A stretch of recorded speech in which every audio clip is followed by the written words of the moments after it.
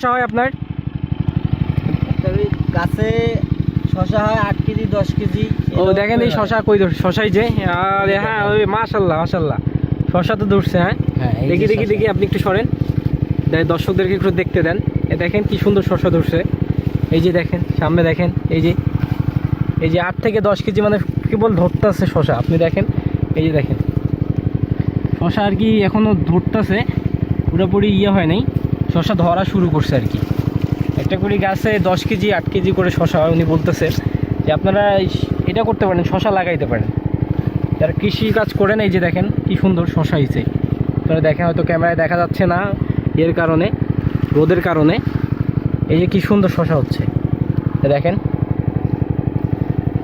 দেখেন আপনারা, এই দেখেন কি সুন্দর শসা ধরছে। এই যে দেখেন 8 থেকে 10 কেজি একটা করে গাছে যদি শসা 80 করেন, তাহলে আপনারা 80 টাকা করে যদি কেজি বিক্রি